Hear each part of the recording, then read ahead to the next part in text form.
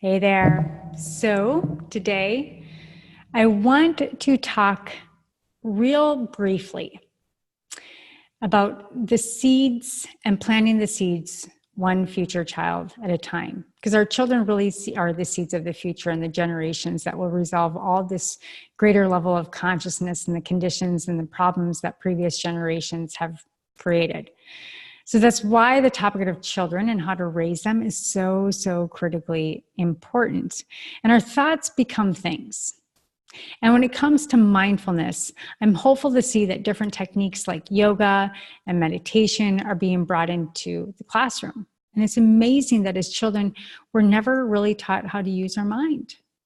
So the goal is to properly encourage children to understand that their thoughts become things, and that they begin to think and feel more self-supportive in different ways. And unfortunately, it's through programming. So I feel like the earlier intervention, the better.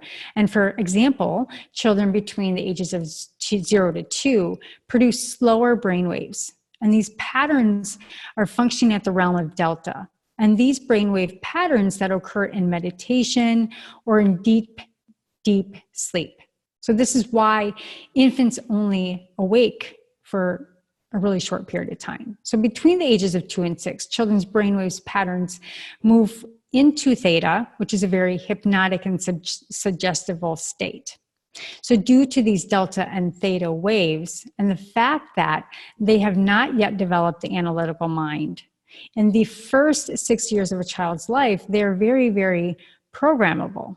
So thus, because we're not able to have this editing function fully formed, everything slips through to the subconscious mind. So comments like, I'm not good at math, or big girls don't cry, or money is the root of evil, whatever that is, all of these negative suggestions begin to subconsciously program into a child's mind. So if we can negatively influence a child at these early stages, then I believe that we can reinforce and do the opposite in a positive way. So between the ages of 6 and 12, children move into the alpha brainwaves, which is the imagination. And this stage is where we pretend and we play, and we are princesses and kings and astronauts. And it's a very suggestible state of a child's life. And they're very creative and they're very influenced. So a child's analytical mind begins to form around the ages of 6 to 8. And when the analytical mind more fully forms around the ages of 12, the tween's brain moves into the beta patterns. So in beta, our attention is predominantly on the outer world. This is why it's important to set up a healthy, supportive ecosystem and family life in a child's life at this age, that they feel fully supported and what's influencing them, and that we're making positive suggestions in a young child so that it becomes the foundation later on for them in life. So through hypnotherapy, I've helped a lot of teens understand the principles of positive mind management and really tap into what their values are about their biology, how hormones influence them, and how we really truly do create our own reality. So the place where thoughts become things is so critical because our children they're so overwhelmed in their mind already, let alone adults. So changing their thoughts and their feelings so that they can really build a better future for themselves, the planet, and everything around them is so important. So to do this, however, it's really paramount for us to really invest in the better ways for our children to think, to learn, to grow, to be programmed in the most positive ways. And for children's thoughts and feelings to really be heard, and for them to be supported with proper positive mind management programming at an early age is essential. So this is important and fundamental when it comes to helping our children understand how their mind works, how negative talk destroys them. It destroys their self-worth, their confidence, and their ability to really grow in their skill sets.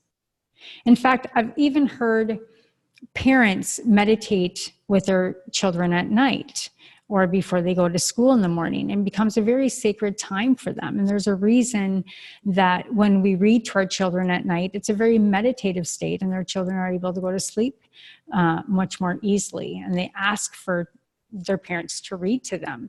It's a very, very imagination state of mind, and its creativity and its relaxation. And it's incredibly powerful in how we set up the ecosystem of positive mind management, not letting negativity into the house or into our friend groups, and really correcting that as it comes in right away, because it dips right down into the subconscious. Now, the same for adults. Negative self-talk that was built in and programmed into us when we were children is really important to really up-level that and go down into perhaps through hypnotherapy, to combine the conscious mind, get the analytical mind back up in working order so that the subconscious mind can be cleared and have new beliefs to the self-limiting belief or perhaps the trauma. So these are just a couple of thoughts. There are other programs out there like Zing, which works with Windhorf Dorr. Invented this. He's a serial entrepreneur, and parents can look into Zing, and it really helps the child do an analysis and understand where their cerebellum is. And the cerebellum is the brain's brain, and it really helps coordination, fluency through equilibrium in the brain, how they think, and so that their mind is not so overwhelmed when they are trying to problem solve or when they're trying to develop skill sets. So these are all things that are really critical in the child's mind to be able to grow into a functioning adult that is able to give to the world and be present in the relationships and be present with people that they're with all the time, which is critically important for consciousness. So I hope you enjoyed this short episode and how important it is to really, really understand positive mind management from young age, even into adulthood, and that there are tools out there to help us. So thanks for listening, and I'll catch you next time.